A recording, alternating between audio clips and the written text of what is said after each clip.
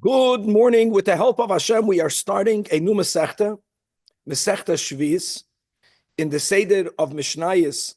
Right, we learned Brachas, Peah, Demai, Kalayim, and now we are starting our fifth Masechta in the Seder of Zroyim. After Shvis, we have six more to go, and they will be Trumas, Maisres, Maiser Sheni, Chala, Orla, and Bikurim. And I'm pointing that out because in the Rambam puts Shvi'is in the final series of halachas in the Rambam's Seder of Zoroim. Now, we're going to have in this Masechta 10 parakim. The way we are learning, the way we divided the pages, the pagination, Ois V'Hadar, and the art scroll, we're going to have over here Pei Zayin Dafim. All of the halachas in the first 9 chapters will be about the agricultural laws connected to the Shemitah year. And the final, the 10th chapter, will be about the din of Hashmatas Ksafim, which is that we have to relinquish, we have to let go of the loans if we loaned money and they were not paid back once the Shemitah year begins or ends. Now, just quoting a little bit from the Rambam, just to make it clear, the word Shemitah means to relinquish, to let go. Whether it is to let go working the land or whether it means to let go a loan, to let go of the loan. The name of the Masechta is Shvi'is. Shvi'is means the 7th. So just to make it clear, as the Rambam points out in Hilchos Shemitah v'Yovel Perek Asiri, Halacha Aleph, Halacha Beis, the Rambam says that what 7th year? That from when we entered Eretz Yisrael, we counted 14 years. And after we finished counting the 14 years, that's when we began the count, which leads into the Shemitah year, into the 7th year. In other words, the Rambam gives you a number. Don't forget, Chavre, we left Mitzrayim in year 2448 from Moilad Adam. That's another little nuance. In other words, are we counting from creation? Creation was on the 25th day of Elul. That's the way we paskin according to Rabbi Eliezer. And Adam, who was created or born on the first day of Rosh Hashanah, which is the New Year's. So Adam Rishon was really born into the 2nd year of creation. Exodus was in year 2448, plus 40 years, plus 14 years, you will come to year 2502. That was the last of the 14 years after we entered Eretz Yisrael. And from when did we begin the count that begins cycles of 7 and 7, and ultimately adding to that, after 7 cycles of 7, the Yovel year, we began, it says the Rambam, B'shnas sholosh v'chamesh meyes v'alpayim b'rosh Hashanah, sha'achar moilad adam harishon, shehi shana shniya liyitzira. In other words, in year 2503, we are learning Tafshin Pehei, right? We're learning in the year 5785. We began the count in year 2503. That was year number 1. And the 7th, the Shvi'is, that's the number of the year where we have the mitzvah of Shemitah. What was the first Shemitah that we had? The Rambam says that was in year 2510. And Ayin Sham, how it worked with Yovel, how it worked when Yovel seized during the time of Sanchediv's conquest and the exiling of the 10 Shvatim, etc., etc. Okay, now, what is the law of the Shemitah year when we're speaking about agricultural laws? The way to word it properly is that some farming activities are prohibited midoraisa. They will also be called as an av, and some will be called midrabanan, and they will be called a tulda. Unlike Shabbos, where both the avos and the tuldas are asur midoraisa, in the laws of Shvi'is, only the av, only that which the Torah says one may not do, that will be considered an Isur Doiraisa, and there will be many other farming laws or farming activities that will be prohibited, but Ruba de Ruba, as we will see, will be prohibited midrabanan. So let's go. What exactly is written in the Torah? What may not be done midoraisa? What's an av? So aside of the general statement that we have in the beginning of the portion of Bahar, of the Shafsa Ha'aret Shabbos Lashem, the land should rest. That's a general mitzvah saseh.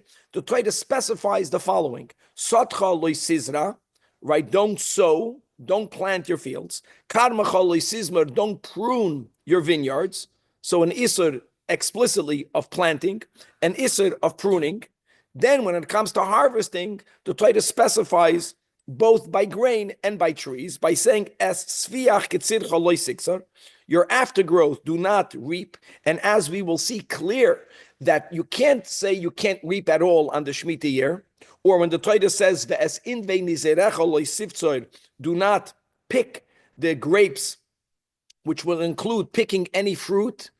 You can't say that you cannot do any picking or any reaping, because as we will see, actually, it's hefker, it belongs to everyone, and with certain restrictions, there's a kedusha, there's a zman habir, but I am allowed to eat the produce up until a certain point that grows on the 7th year. So these two lavim of not reaping nor picking, in other words, grain and fruit, is speaking about reaping in the regular manner, picking fruit in the regular manner, where someone will harvest a lot, not only for him or for her to eat, but also to gather and to sell. That is what will be awesome.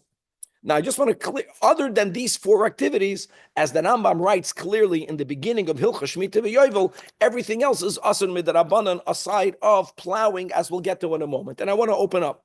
So Rambam, Hilchos Shemitah v'Yovel Perek Rishon, Halacha Aleph, says that Rambam mitzvahs asay in the positive, lishbois, to rest b'shana shvi'is, from what? From both avodas haaretz, and that would be the sowing, and that would be the pruning, and va'avodas ilonois, pruning and picking. Okay. Then the Rambam says that not only if someone does these works on the land are they violating the positive commandment of v'shav sa'aret Shabbos Lashem, but they also will violate a lav, as the Torah says, as we just quoted, Satcha loy sizra v'chanmacha loy sizmar. However, says the Rambam, that ein aloikim in Torah only for these zriya, right, planting or sowing, which is the same thing. Al hazamir, trimming. I'm reading the Rambam. Ktsira is harvesting grain. Let me just add, in the regular manner. And al habatzir, even though batzir specifically refers to grapes, picking grapes, it means picking fruit. Now, anything else, says the Rambam, ein aloik aleyen, avol makin oise makas mardos. You will be chayiv midrabanan. So let me give you one great example just to differentiate between Shabbos and Shemitah. All right, watering plants. In Shabbos, one of the lamates malachas is also ziriyah. Watering plants is a tulda of sowing. On Shabbos, if a person will water a plant, let's say b'shoigeg, the chayiv chatos, because a tulda on Shabbos is asur midoiraisa. If a person were to water one's fields on the Shemitah year or on the Shvi'is year, they will get makas midrabanan because they violated the tulda, and tuldas in Shvi'is is midrabanan. That's step number 1. Now, what I'm going to say right now will not jive with the Rambam, but it's going to flow with the way we will be learning the Gemara, and that it will be according to most Rishonim, that we're going to focus a little bit on plowing, on charisha. The Torah never spoke about charisha. We just gave you this general rule that unless the Torah specified a certain avodas haaretz or avodas ilanois, even though it's going to be prohibited, generally farming activities will be asur midrabanan, but only midrabanan. Plowing, the Torah doesn't mention in Parshas Bahar. However, we have a pasuk in Parshas Kisisa. And Chevra, we just quoted this pasuk at the end for those of us who are learning Masechtas Kalayim. And this is how the pasuk reads in Kisisa. Sheishes yamim tavoid. Sheishes yamim is not Shemitah, it's Shabbos. Uvayoyim hashvi tishbois. The beginning of the pasuk clearly is speaking about not working on Shabbos Kodesh. And in the same pasuk, the Torah continues, Becharish ubekatzer tishbois. Rest from plowing and harvesting. And here we have a problem. If the pasuk is speaking about Shabbos, we're not allowed to do any of the lamates malachas. So why would the Torah specify Chodesh and Katzir? Machlokes Rabbi Akiva, Rabbi Yishmael. Says Rabbi Akiva that the sefer of the pasuk in Kisisa is speaking about Shemitah, and the pasuk is telling you that Charisha, plowing, may not be done. So that's another source where Charisha will be asan midoy raisa l'Rabbi Akiva. Now Rabbi Yishmael understands that entire pasuk in Parshas Kisisa is speaking about Shabbos, and Va'ayin Sham, not negeh right now, How does he explain? Why does the Torah specify bechodesh or bekatzir when really on Shabbos you have to rest from all the lamates malachis? Aber even Rabbi Yishmael holds that halacha l'Moshe Sinai, that plowing may not be done. Now we're going to introduce the word of toisefes shvi'is. Plowing may not be done 30 days before Rosh Hashanah, because the plowing that's done 30 days before Rosh Hashanah is not done for the produce of the 6th year that was already harvested a long time ago. It's not done for the fruits of the trees that were picked a long time ago. Plowing that's done erev the 7th year is done for the 7th year, and according to Rabbi Yishmael, it's also halacha l'Moshe Sinai. We're going to begin with our Gemara. This is very important. In other words, charisha, both according to Rabbi Akiva and according to Rabbi Yishmael, is asur midoraisa, because if it's asur to plow already 30 days before Rosh Hashanah, avada, you may not plow on Rosh Hashanah proper, on the Shemitah year proper. However, what I'm adding now is extremely important, and that's certainly the shita of the Yerushalmi, that when do we say that there's an isur, halacha l'Moshe Sinai, you can't even plow 30 days before Rosh Hashanah of the 7th year, only when Shemitah is being practiced on a biblical level. Why would Shemitah not be midoraisa? So there's going to be two approaches. Either after the Churban, there's no longer such a halacha l'Moshe Sinai, or the way we learned the way the Rambam writes, that the whole din of Shemitah is only noyeg midoraisa when we are practicing yovel. And we can only practice yovel when kol yoshveh aleh, according to the Rambam, during the entirety of the Bayis Sheni. Since we were not practicing yovel, Shemitah, the whole Shemitah was only midrabanan. And whenever all of the dinim of Shemitah, even the agricultural laws, not only the relinquishing of loans, is only midrabanan, then there is no biblical 30 days before the 7th year. Then the 30 days before is also a derabbanan. This is extremely important. So what did we say? First of all, that which the Torah explicitly prohibits is asad midoraisa. The other farming activities, which will be called tuldois, will be only asad midrabanan. Charisha, the consensus of the Tanoim will be that charisha will be asad midoraisa, either because it's alluded to in Parshas Kisisa or halacha l'Moshe Sinai, and all of that is only when Shemitah is midoraisa. Now, the final step before we begin the Masechta. When you have a 30-day Tosefes Shemitah, halacha l'Moshe Sinai, it means I'm not allowed to plow, and once you can't plow, you can't do anything else. 30 days before the 7th year, the Chachamim, and this was enacted by the Beis Din of both Beis Shammai and Beis Hillel, added what we call Isur Shnei Perakim Rishonim. They said that since we see that Hashem already extends Shemitah to 30 days prior, we, the Chachamim, will extend it to 2 earlier prior periods. And that will be the opening din of the Masechta. When will be these 2 prior periods? Depending if we're speaking about plowing in an orchard or plowing in a grain field. If you're plowing in a grain field, this is midrabanan for sure, you may not do it already from Pesach. If you're plowing an orchard, you may not do it from Shavuos. Why Pesach? Why Shavuos? Because any activity that's no longer being done primarily for the 6th year crop, because it's already done. So why are you doing it? You're doing it in preparation of the 7th year, will be asan midrabanan. Now, since this Isur Shnei Perakim Harishonim, this added Tosefes Shvi'is beginning pre-7th year, is a rabbinic enactment, so we're going to learn that the Beis Din of Rabbi Gamliel, who's sometimes known as Rabbi Gamliel of Yavna, right? He was the Nasi shortly after Churban Bayis Sheni, speaking about more than 100 years before Rabbeinu HaKadosh. He reversed, he abolished the Isur Shnei Perakim Harishonim. When you learn the Sugya and the Bavli, it comes out that, he undid the Isur Shnei Perakim Harishonim, but the 30-day prior remained.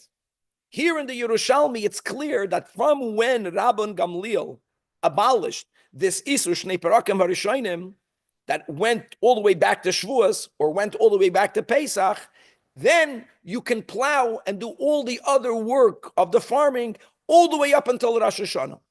Question is, how can he abolish a din d'oraisa? So that will be the yisoid that we have to say before we learn, because we are going with that after the Churban Bayesheni or Lerambam, even during Bayesheni, when the whole din of Shemitah was only midrabanan, so then there is no Tosefes Shvi'is midoraisa. The whole thing is the darabanan. So they went ahead and they abolished any Tosefes Shvi'is prior to the 7th year.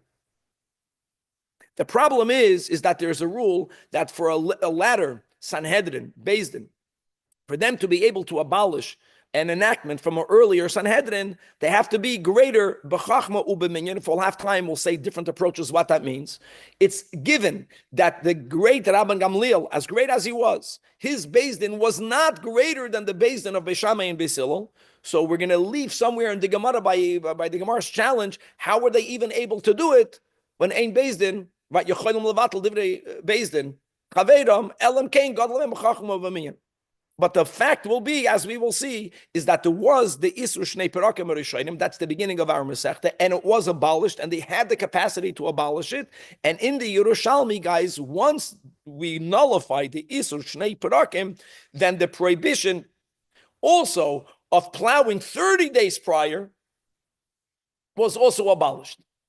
That will be a kitzur of the first daf in our Gemara, and pointing out again b'hashgacha pratis that even though in the Bavli, for people that are joining right now, there's a meaning in why a Masechta begins on daf beis, as the Chumash begins with the ois beis, because the aleph is the alufay shel oilam.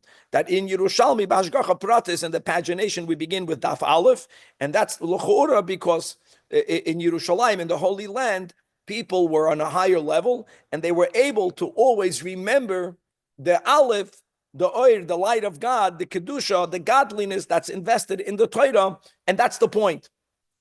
Not the chachma of the Torah, but the baruch hu b'Torah tchila, but remembering that this is the chachma of the Eibishter. Okay, now with that, now let us go on. Shvi'is halacha aleph. That's the name that we call the Mishnayos. Daf aleph. So plowing, pruning, explicit. Charisha. Rabbi Akiva's asur because of a pasuk in Kisisa. Rabbi Shmuel Charisha's asur not only on the Shemitah year, but even 30 days prior. Halacha l'Moshe Misinai. But that's only midoraisa, that you only have to stop plowing your fields 30 days prior. But as we know, they knew this. You know, it's mamish like almost like the Masechta Berachos. We can me'emasai koydem eshma ba'arvin. Me'emasai is from when. Here, the name of the Perek is ad emasai. Until when?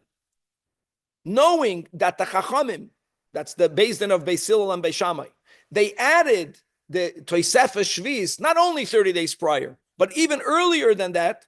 So the question now will be, okay, now that we have to follow rabbinic law, which we do, until when is one allowed to plow in a stei ha'ilan, in an orchard, on Erev Shvi'is? Midoraisa, halacha lo Moshe Misinai, I know it's only a 30-day isur, but we also know that they added more than that. Look inside the second Maharafulda, guys, the Mefarshim that we have printed is going to be similar to what we had in the previous Masechta. So the Maharafulda is in the inner part of the Gemara. The Pnei Moshe is in the outer part, and the Rashidilio is in the bottom. So look inside the second line.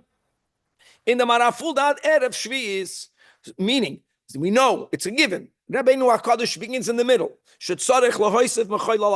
We have to add from Choylal HaKodesh. Mishana Shishis al Hashvi'is. When it comes to all farming activities, I know that we're focusing on Charisha because Rabbi Akiva, that was the example the Torah gave. B'charish u'b'katzir, really two examples. Rabbi Yishmael, Charisha is 30 days prior, but it's not only Charisha. But we can't plow pre-Shemitah year. But when does that prohibition begin? So when the positive, until when am I allowed to plow on the 6th year? Here itself, you have a machlekes Beis Shammai and Beis Hillel. Beis Shammai does not give a fixed deadline. Beis Shammai gives you the logic, which is also the logic of Beis Hillel. Beis Shammai yoimrim kol zman shehu yafa lepri, plowing on the 6th year. That still benefits the produce of the 6th year. Why would plowing on the 6th year benefit, even if the produce is already half-baked or it's already part out of the ground? I'll tell you why. Because as long as there is moisture in the ground, when you plow, you allow the water to penetrate even deeper. And that's good for the produce. So I know that the chanata of the trees, Rosh Hashanah Le'ilanis, was Tu B'Shvat. Doesn't matter. But in the earlier part of the summer, spring, in the beginning of summer, there's still moisture in the ground. And if someone were to plow then, I know it's also beneficial for the 7th year, but it benefits the fruits that are now on the 6th year. That's when it's allowed. However, once there is no more benefit, why would there be no more benefit? Once the ground is dry, plowing will actually hurt the produce of the 6th year. You're going to make it worse. You're not going to make it better. Now, why would someone plow? They're plowing to prep for the 7th year. Once the plow is for the 7th year, you may not plow from then. When is that actually? It's around Shavuos time. But they don't give you the date of Shavuos. They give you the concept. And now the Mishnah says, I want you to know that in actuality, they are almost identical. In other words, in most cases, it's going to be Shvi'is time, but there is an Afkamina because it's a case by case. Could be there was a lot of rain in the winter, and could be in this given year on my field, I'll still get another week or two after Shavuos. Could be in another year, according to Beis Shammai, I won't even be allowed to plow a week or two before Shavuos. And Beis Hillel, what they did is they gave a fixed zman. Okay. So, God, but just remember, Chavre, that this Isur, which is called the Isur Shnei Perakim Harishonim, why Shnei Perakim? Because our Mishnah is only speaking about Sdei Ha'ilon. When it comes to a grain field, we use the same logic by Pesach. These are the two added periods of the pre-Shvi'is prohibition that were added mid-Rabbanan. Now, says the Gemara, at Emasai Chorshin. So, how do you know, B'chlal, that you can't plow before Shvitz? In other words, before we begin with the Derabanan, this is key, there was first an Isur Doiraisa. That's the way the Bavli is learning. And then the Chachamim added to that prohibition. The Gemara over here in our Girsa begins by quoting a pasuk in Parshas Mishpatim, and some say that this should not even be in the Gemara, because it's not clear why we need Bechlal to quote this pasuk. But let's read what it says. Ksiv, it says, and this is Mishpatim. This is not the pasuk in Kisisa that Rabbi Akiva learns the Isur of Charisha on Shemitah. This is not the pasuk. This is something else. It says in Mishpatim, Sheishes Yomim Tasem Masecho Uvayoim Hashvi Tishbois. Almost as if the Gemara wants to tell you, we already know that you may not work on Shabbos. We know that. The truth is that if you're quoting a pasuk in Mishpatim, I'll quote you a better pasuk. Quote a pasuk in Yisrei. Quote a pasuk from Aseres Adibris that the Gemara will quote in a moment. Now, here's the key. Many begin the Gemara with not uksiv, but ksiv. And this is the pasuk that we quoted in our introduction, the pasuk in Parshas Kisisa. The guys, the pasuk begins with Sheishes Yomim Ta'avoid. Uvayoim Hashvi Tishbois. Clearly, the ratio of the pasuk is about, excuse me, Shabbos. But then the pasuk continues, Bechadish Ubakotzer Tishbois, that you have to desist, you have to rest from Chadish, from Charisha, from plowing, and from reaping. Now, how do you learn the seif of the pasuk? And whoever learns chitas, as we all should, that's what the Rashi quotes over there. Yesh Merabbi Seinu, and v'yesh min Rabbi Seinu. That's going to be Rabbi Akiva and Rabbi Yishmael. So the kash is on the pasuk in Kisisa. That ma anan chaimin. What is the seifa of this pasuk talking about? In Shabbos Bereshis. If the pasuk is telling you that you have to rest from plowing and from harvesting, why do we even need that? V'haloi kvar nemar. We already know that that Sheishis Yomim Tavoid V'asisa Kol Malachtecha. This is a pasuk in Parshas Yisroi. And the pasuk continues, and on the 7th day, don't do any work. In other words, it's like, not Iker Chosim in a Sefer, that's the style of the Yerushalmi, the very Bekitzer. They're Mekatzer. But since the Torah tells you in Yisroi that you can't do any work on the 7th day, which will include not being allowed to plow. It's one of the Lamates Malachas, which will include not being allowed to do Ktsira, part of the Lamates Malachas. So why did the Torah have to specify these two in Parshas Kisisa? Very similar to the Kasha in Vayakel, right? Why did the Torah have to say, that's where we have the Machlokes Tanoim. Is it Lalav Yotzas? Is it Lachalik Yotzas? Why did the Torah have to specify that one? Oh. Now, ve'im le'inyan shapsois shanim, which means, let me tell you how the flow would be.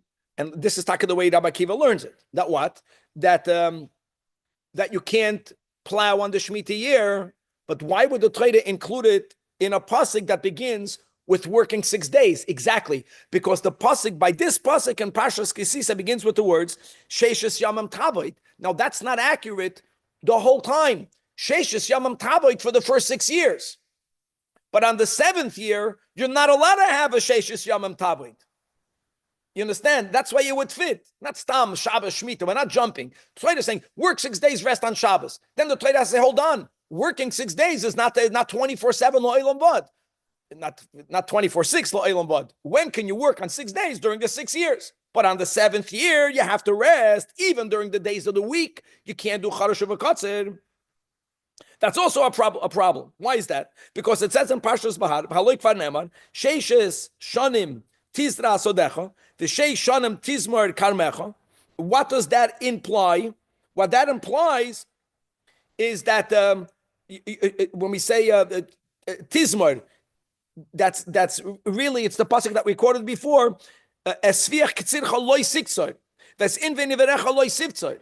So it says becharish ubekatzer. The katzer word is also superfluous because we know explicitly from Parshas Bahar that ketzira cannot be done during the whole Shvi'is here.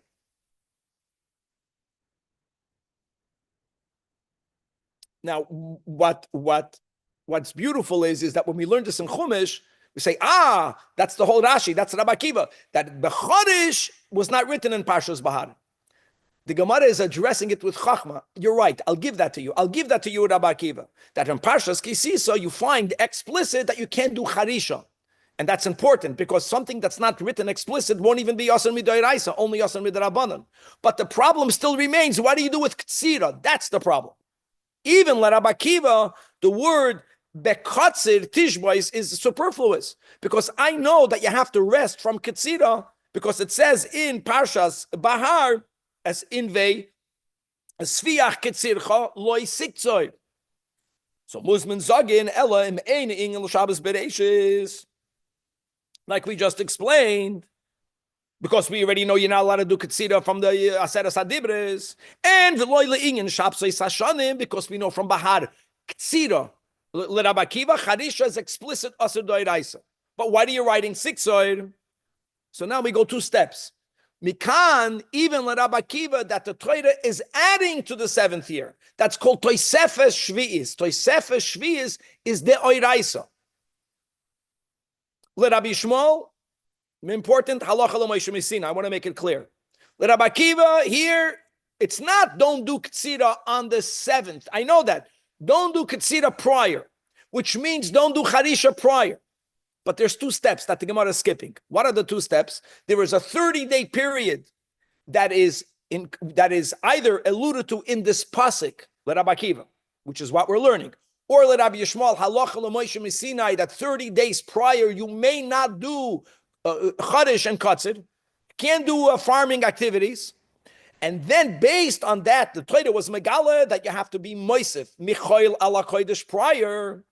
So now the Chachamim, based in Beis Shammai, Beis Hillel, they added even more, and that's the beginning of our Masechta. Is Teneu Inyan Beisu Shnei Perakim Arishainim Gavaldik.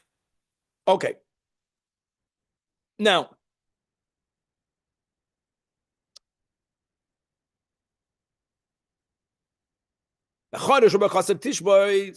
another bryce on this topic, because the emes is, and we're going to leave this for a bit later in the Masechta, and when you learn Rashi and Chumash and Kisisa, on this pasuk, b'chadash u'b'katzer tishbois, when Rashi says that yesh merabbi seinu oimrim, that it's about Tosefes Shvi'is, as we're learning, it's not just Tosefes Shvi'is from the 6th before the 7th, which is what we are learning now in the beginning of the Masechta, but there's another Tosefes Shvi'is that goes into the 8th. That will be this brisa right now, and we'll learn it b'kitzur. That's not the main focus, but that's part of the pasuk that we're learning about. So when it says b'chadash u'b'katzer tishbois, what type of chadash and what type of katzer are we referring to? And as we already explained, again, the brisa is even more brief. The Tanoim were even more bekitzer than the Yerushalmi Gemara. So the chadash, according to this brisa, goes the chadash shel elef shvish unachnas l'shvish. That's chadisha. Mamash, no, we know chadisha on the 7th year, Rabbi Akiva. We don't know that at all. But we're going chadisha may not even be done prior in the pasuk is 30 days prior. The Gemara is just weaving it together. And then the Chachamim added, not 30 days, much more than that, on a grain from Pesach, on Ste'ilon, on Shavuos. But Uba Katzir, the Katzir is doing Tosefes Shvi'is to after the Shemitah year. Uba Katzir means Shachadisha Asur, ve'ezazeh, what Chadisha is Asur, Ki'ilu Charisha, what Ketzira is also Ketzira on the 7th year. We know from Parshas Bahar, like we mentioned, the Torah says, "Asfiach Ketzircha is loy siktzoi." So what Ketzira are we adding in Parshas Kisisei ve'ezazeh zekotzer shel shvi'is shu yoytze l'matzoy shvi'is? That's adding to the 8th year. Now there are different ways of understanding this brisa. We're going to come back to this sugya, don't worry. But what we will quote right now is one of the understandings, and that is, guys, listen to this, that if you have grain, and we learned a lot of what I'm saying now, we already learned, those of us who began from the beginning. Grain that reaches a third of its maturity is already considered bona fide grain. What happens if there is grain that reached a third of its maturity, even though you would want to leave it longer, but if you were to harvest it then, b'di'evet, you got yourself grain. What happens if it reached its third on the 7th year?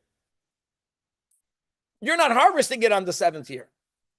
The biblical, the Doiraisa Tosefes Shvi'is would mean that even if you are now harvesting it, cuts it on the 8th year, Torah says, b'chadash u'b'katzer tishbois, you can harvest it properly, but that produce will be bound with the kedusha of the 7th year. And I'll mention b'kitzur 2 dinim of kedushas shvi'is, which is, number 1, that you are not allowed to use the produce of the 7th year, let me use these words, for large scale commercial transactions. I'm using these words purposefully, because, as we'll see again, that even though the Torah writes explicitly you're not allowed to reap on the 7th year, it doesn't mean you can't pluck an apple off the tree. No, you could. It means you can't do it in a regular fashion. Same thing with business. You can't do schoira with Peta Shvis. If I have an apple and you have an orange, are we allowed to barter? We'll see about that later. That's why I want to use the words that the limitation that you have with doing proper business with the produce that grows on the 7th year, mid'oiraisa will include produce that you harvested only on the 8th year, but it reached the 3rd on the 7th year. And number 2, there's another din connected to the produce of the 7th year, and that is called biur. And biur, machlekes rishonim, how to apply biur, but all of the produce, even that which you took off beheted, you didn't harvest a lot of it. You took off for yourself to have dinner. If that type is no longer found in your Medina, Israel is divided into 3 Medinas. Israel today is divided into yakinos, many more than 3. Ask, every person has a different Medina. But then there were 3 Medinas, but that was geographical locations. And if in your location, that produce is no longer out there in the field, l'chayis la'achla, then you have to do biur. What biur means is another big machlokes. I don't want to get too far down that hole, but according to one way of understanding this braisa, that becharish is a remez to Tosefes Shvi'is before. And like we mentioned, there is a biblical 30 days, there's a rabbinic even further back, and the Katzir is referring to Tosefes Shvi'is after the 7th year. You harvested it on the 8th year, but since it reached the 3rd, it has the same status of produce of Shvita. both benegeya schoira, isur to do schoira, and the restriction that at some point you'll have to do biur, whatever biur means. Nukud. Turning to daf aleph amid beis. Now,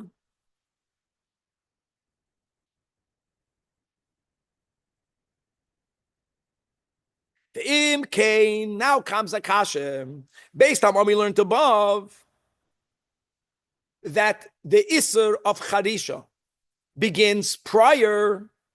So the kasha is, this is unusual to find such a kasha. People don't behave that way. You're telling me the Mishnah begins ad emosai chorshin b'stei ha'ilin.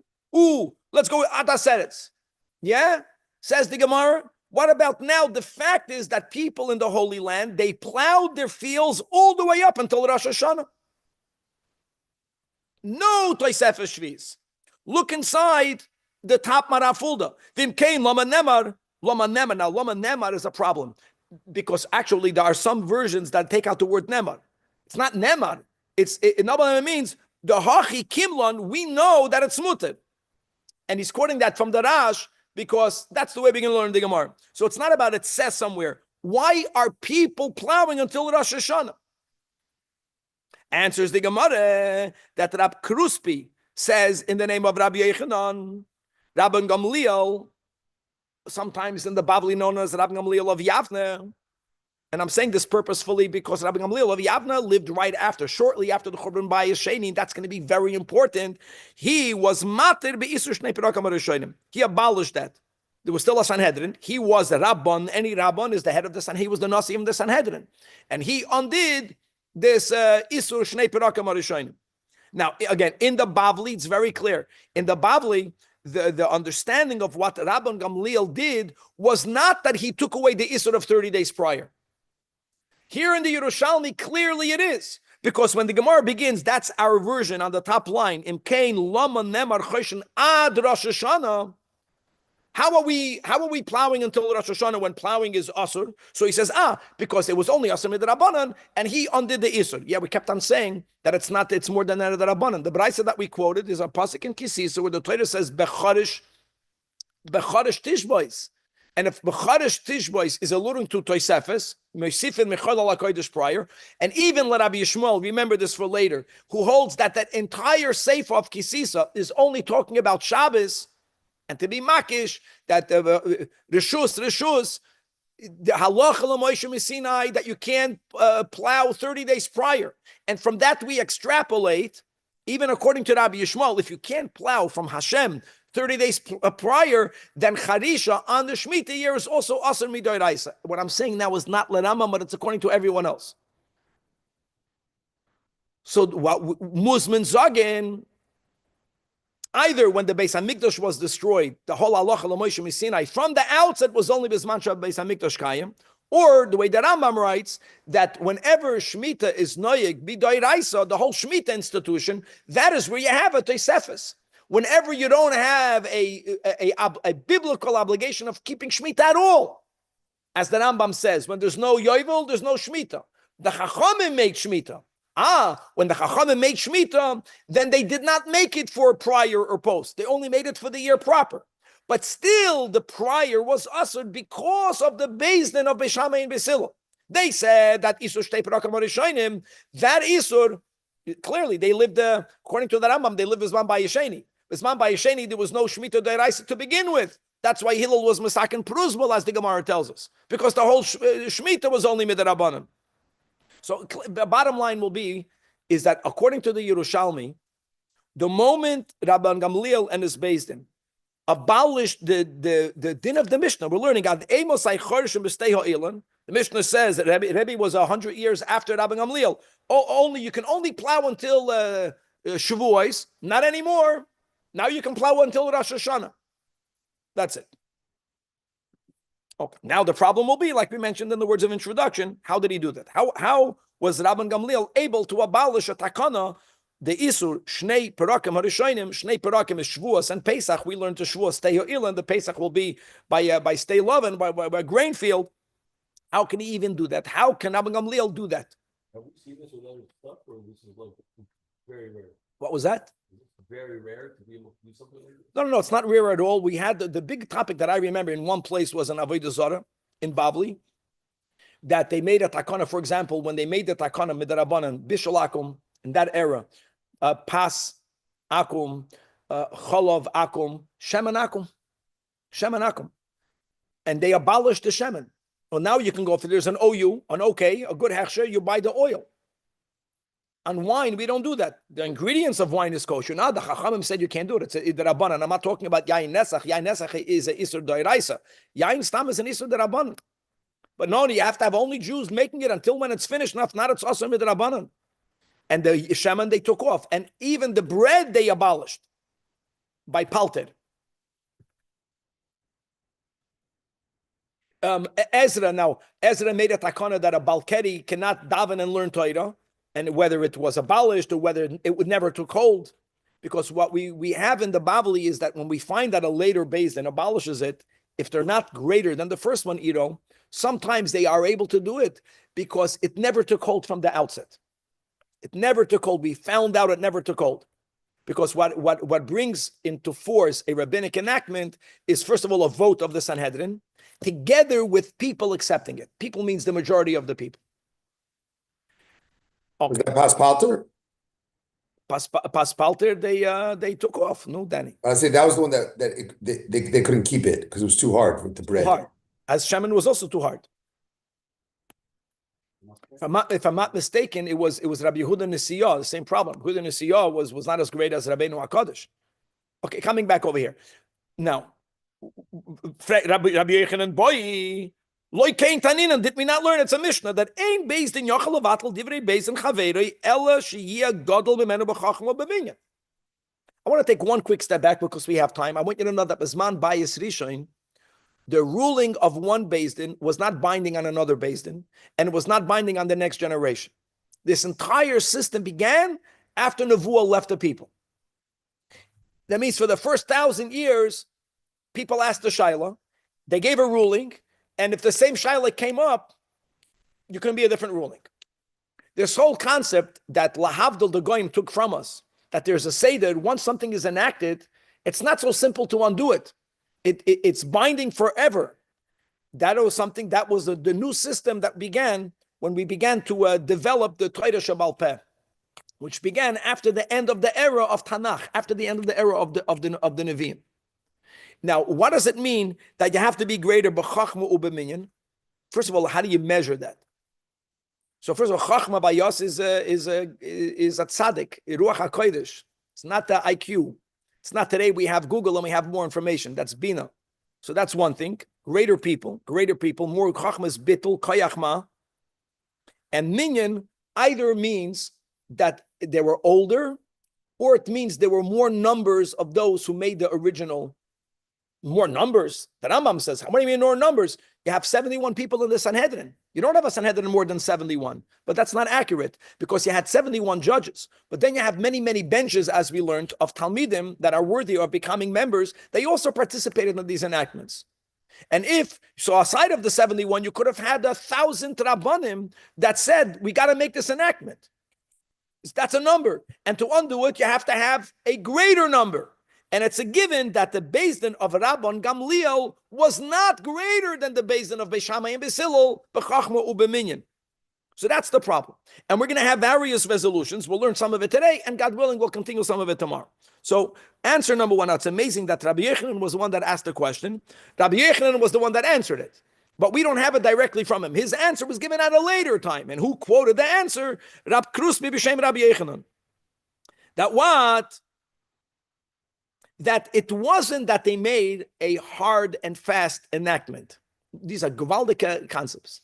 From the beginning, they said, we're making an enactment only as long as people want to keep it. She'im bikshu lachroish yachroishu. So there is an enactment that they make. Final, end of sentence. Period. You may not. They didn't say you may not. They said that we're making an enactment, and from the outset, if a later Beis Din finds it to be too difficult, then they are able to undo it without the chachma u'b'minyan. It wasn't from the outset so strong. Now comes a new question. Rabbi Gamliel, like we mentioned, was over 100 years before Rabbeinu HaKadosh. So why did Rebbe begin the whole ad emosai chorshen b'stei ha'ilon? Until when? Kol zman she'yafal pri atu atzeres. Why write that? Why write that? That means you're telling me, and that's the beginning of this Amud, that Yerushalmi holds that once the Beis HaMikdash was destroyed, the second Beis HaMikdash, according to the Rambam, even let's go. Once the Beis HaMikdash was destroyed, people were chayrish all the way up until Rosh Hashanah. Why are you writing this halach? So v'ya'akru esim in Mishnah.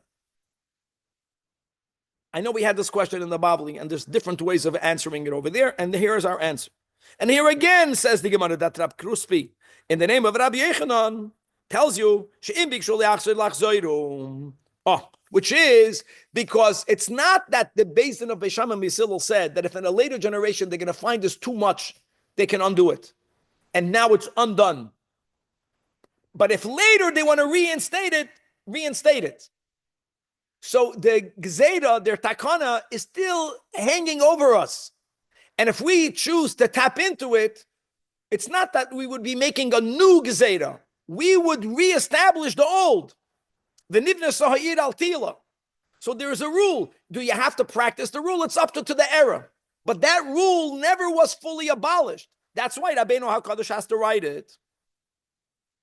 Now this answer is based on the premise that if not for that, then Rebbe shouldn't have written it in the Mishnah. But that's not accurate. No, it's what he said was accurate. That they made a gzeira. It's an interesting gzeira. Make a gzeira. Later, you guys want to abolish it, do it, but you can't fully abolish it. Our suggestion stays forever. And if after that you want to bring it back, bring it back. That we're not debating. But the premise of the Gemara's Kasha, that since it was abolished, it should not be written, that's not accurate. Because we find many other areas where something was abolished, and the Rebbe will write it for a reason. And what will that be? So, he gives you an example. At Parshas Miluyim, at the end of Parshas Tetzaveh, beginning of Perek Chavtes, when the Torah describes how we inaugurated the Mishkan. Now, there were two steps to the Mishkan's inauguration. There was the Chanukas Habayis that was done for 12 days by the Nesim. I'm not talking about that. We're talking about the Shmoina Simei HaMeluyim, right? The days in which Moshe Rabbeinu was the one was doing the training. And as we read in the Chumash, that there were special karbanos that were brought during those days, during those 8 days.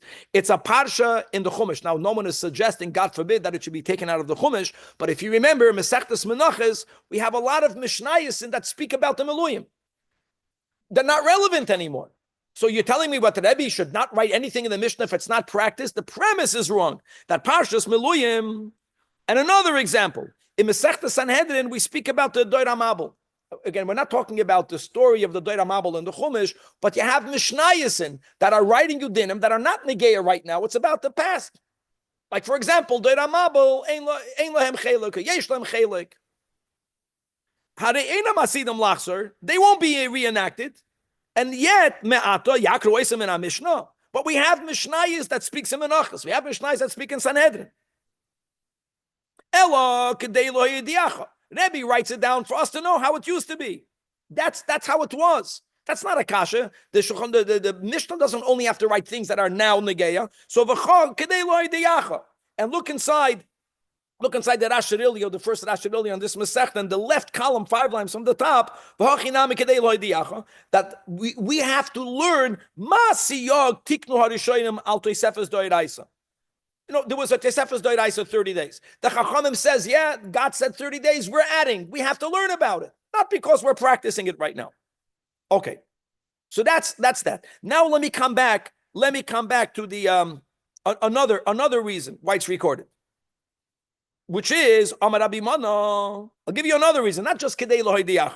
That Ka'ai, this is a word we have in the Yerushalmi, just like on the basis of that which we learned over there, and we're quoting Masechtas Eduyos, that in Masechtas Eduyos people gave testimony to certain halachas that they heard, even when those halachas are not being practiced.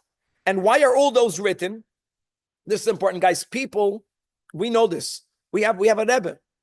People had teachers that were great men, and they heard certain halachas.